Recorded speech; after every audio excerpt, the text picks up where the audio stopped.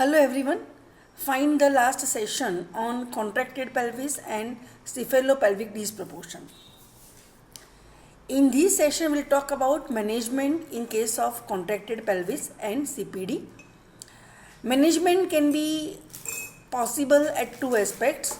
One, you have to manage the cases which are diagnosed during pregnancy, and management is required for the cases which are diagnosed during labor, where patients don't come to you during pregnancy.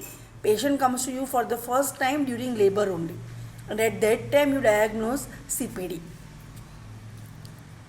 We first discuss the management of the cases which are diagnosed antenatally, diagnosed during pregnancy. Patient referred to level 2 care facilities.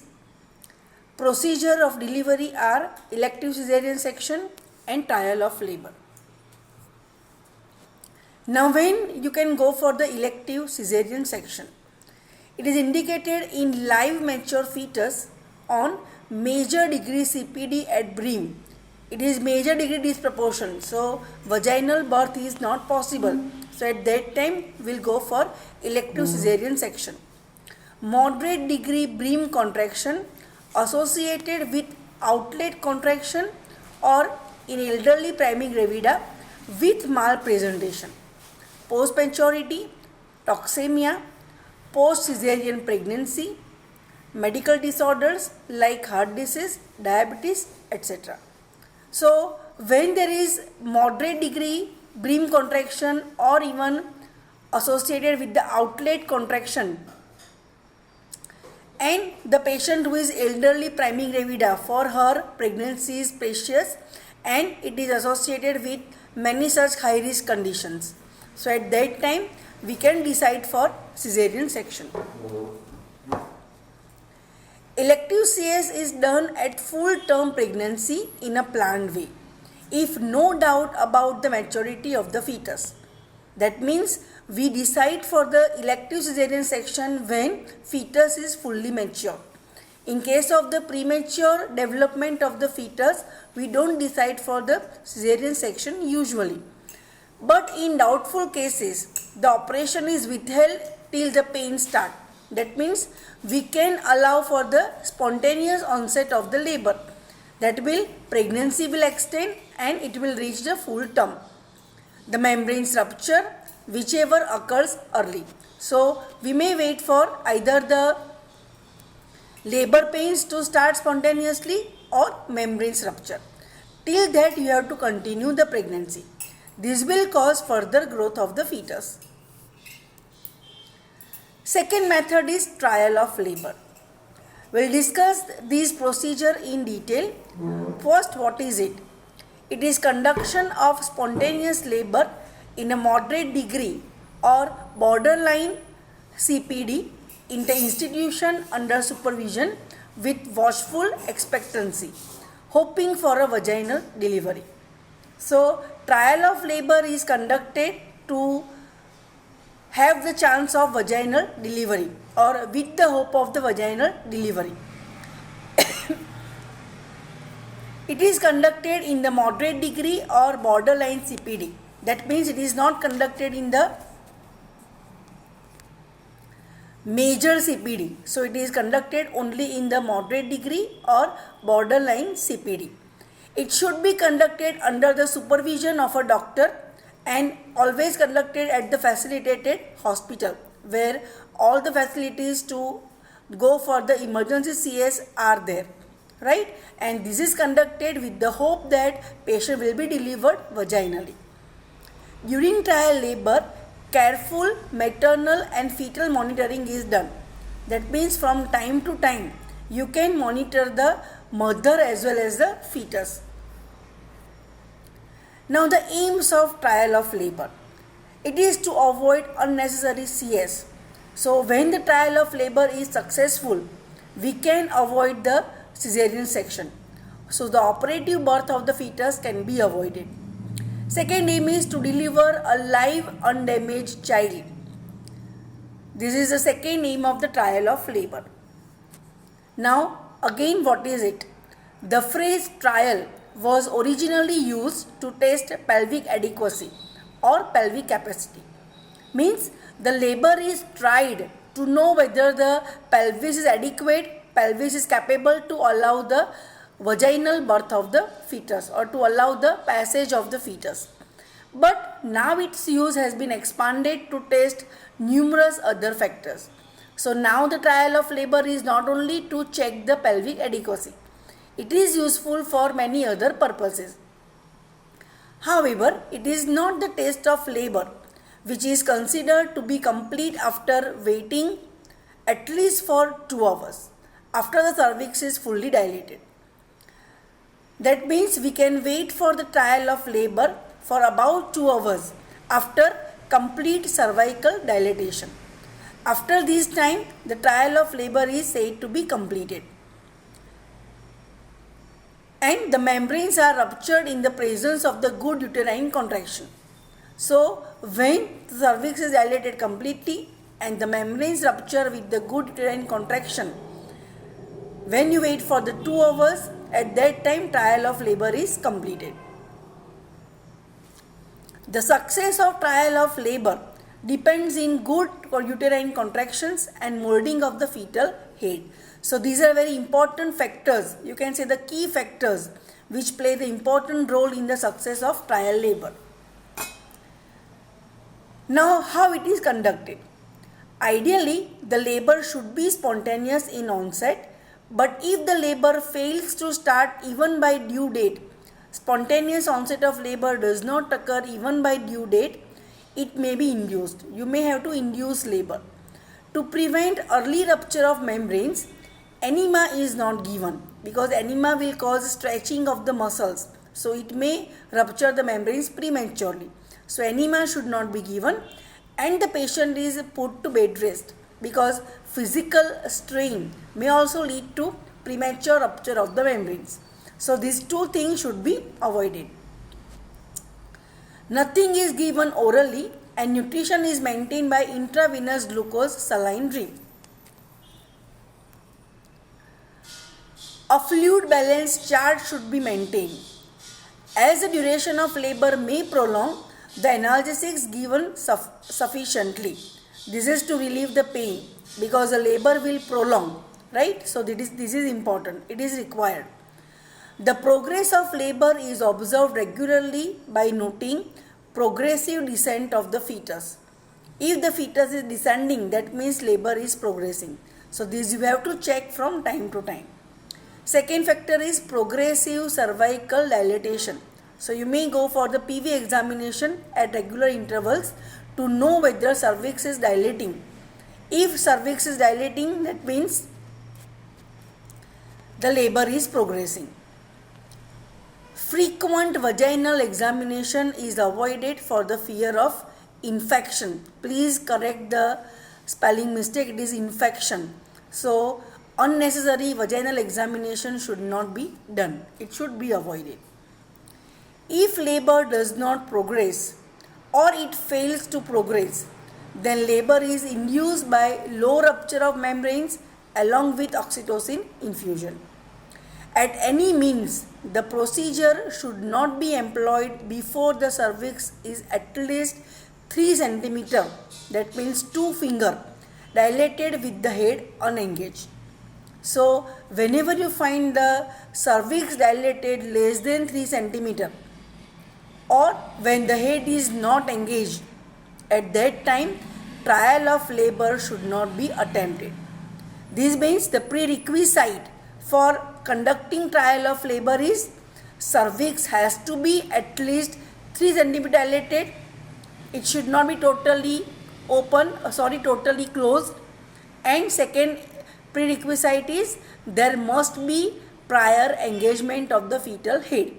If the head is not engaged, that means presenting part is not engaged, you may not go for the trial of labor. The maternal and fetal monitoring should be done from time to time. So vital signs should be obtained. After the rupture of membranes, pelvic examination is done to exclude cord prolapse, to note the color of liquor amni, to assess the pelvis once more, to note the condition of the cervix, including the pressure of presenting part on the cervix and the rate of progressive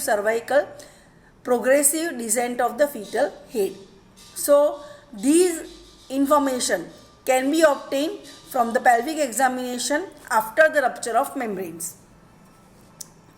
The patient is psychologically prepared and her confidence is gained in order to get the success.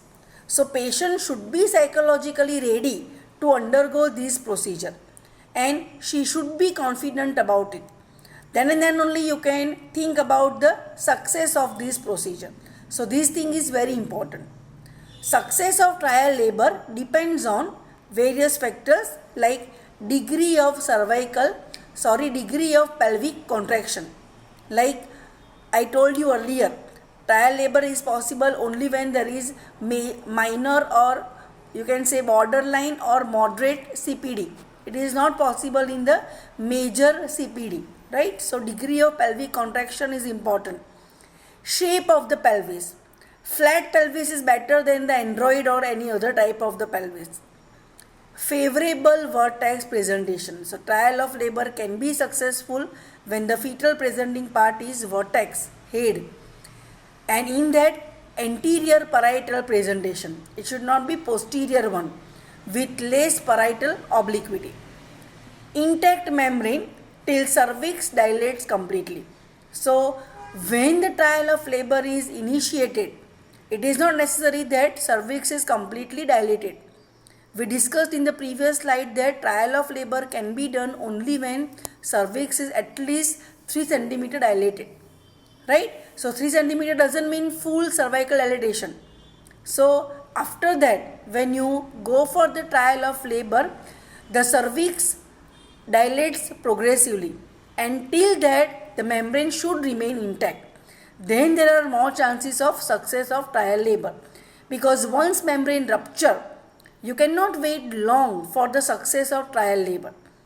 You will have to go for the very short birth of the fetus, or immediately birth of the fetus should occur, because with the rupture of membrane, the fluid escape, amniotic fluid comes out, and so the fetal distress can occur in the absence of the amniotic fluid. So you need to take the decision in time. Effective uterine contraction. These also plays important role in the success of trial labor. And fortitude of the patient. Fortitude means patience of the patient. How patiently the patient keeps the patience, that is very important. Because if patient is hurried, patient is anxious, lose her patience, there may not be success in the trial labor, right? So patience of the patient is very important. Now, when trial of labor is unsuccessful, which are the unfavorable features for failed trial labor? One is abnormal uterine contraction. When contractions are not good, they are abnormal. Post-parietal presentation with exaggerated parietal obliquity. So, when there is posterior presentation, at that time also trial of labor may not be successful. Early rupture of membranes. Cervix being thick and edematous. Caput formation and molding. This will cause the failure of trial of labor. And molding of the head is more than normal. So at that time also trial of labor may not be successful. No fixed duration for which the trial of labor should be continued. So for how long we can continue trial of labor, it is not fixed. As long as the membranes are intact, progress of the labor is satisfactory, that means cervix is dilating, and maternal and the fetal conditions remains good, trial may be continued safely. After the rupture of membranes with the cervix fully dilated, trial should not be continued for half an hour or for more than half an hour. So after the membranes rupture, you can continue only till half an hour. It should not be continued up to a stage after which the abdominal delivery becomes more risky for the mother and for the baby than what it would have been when CS done earlier in labor. This means trial of labour તમારે એ stage સુધી ચાલુ ના રાખવું જોઈએ કે જ્યાંથી પાછા ફરવું મુશ્કેલ થઈ જાય. એના કરતાં તમને એવું લાગે કે પહેલાંથી CS કર્યું હોત તો પેશન્ટના કે એના બેબીના હેલ્થમાં એ વધારે સારું રહેત. એટલે એટલા સ્ટેજ સુધી ટ્રાયલ ઓફ લેબર કન્ડક્ટ ના કરવું જોઈએ, કન્ટિન્યુ ના કરવું જોઈએ. So when the trial of labour is not progressing, that idea you should get in time. તમારામાં એ સ્કિલ હોવી જોઈએ કે કયા સ્ટેજ સુધી એને કન્ટિન્યુ કરવું. Now management of trial labour. First stage management is same as in the normal labor. Active management by artificial rupture of the membrane and the oxytocin drip is done in case of no progress by 12 hours in labor. Monitoring of the maternal and fetal vital signs is done regularly. Partograph should be maintained. Partograph is the graphical presentation of the progress of the labor, so it should be maintained. Time of termination is decided on progress of labor. It may be from few hours in first stage to 12 hours in labor. So that you have to consider as per the overall condition of the patient and the fetus. Termination of trial labor occurs in spontaneous delivery, that is in 10% cases, cesarean section, that is in 70% cases. Mostly trial labor is terminated in first stage due to uterine dysfunction or fetal distress. That means in the first stage only trial of labor terminates. So the CPD cannot be tested. Up to what level the CPD is existing, that is not tested. You can test it only when there occurs vaginal delivery. Low forceps or ventrose delivery, that happens in 70% cases.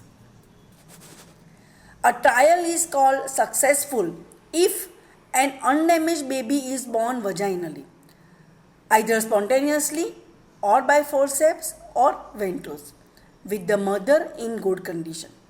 So when the mother is healthy, when delivery occurs per vagina, it may be spontaneous, maybe with the help of the forceps or ventrose, we can say the labor is trial is successful. Delivery of a dead fetus, either spontaneously or by craniotomy, is called failure of trial labor. Now the value or advantage of the trial labor. It reduces the rate of elective cesarean section. Maternal pelvis can be tested for the size of the baby delivered. It eliminates the injudicious use of premature induction of labor with its adjacent hazards. A successful trial gives a woman a guarantee to her future obstetrics. That means it will exclude the doubt of the CPD if the woman delivers a baby per vagina. So for the future obstetric, for the future pregnancies, it's a good sign, it's a positive sign. Now the disadvantages of trial labor. Test of termination remains unproven due to its premature termination due to CS. So in a case if you require to go for CS, you cannot test the pelvic adequacy. So these remains unproven. Increased perinatal mortality due to asphyxia and intracranial hemorrhage following prolonged labor and the operative delivery. So when the labor is prolonged, there are chances of getting asphyxia and the intracranial hemorrhage on the part of the fetus. So this will cause perinatal mortality. Increased maternal morbidity due to the effect of the prolonged labor and the operative interference. So these are disadvantages of the trial labor. Now management of cases diagnosed in labor. We discussed management of the cases which are diagnosed during pregnancy. Now which are diagnosed in labor.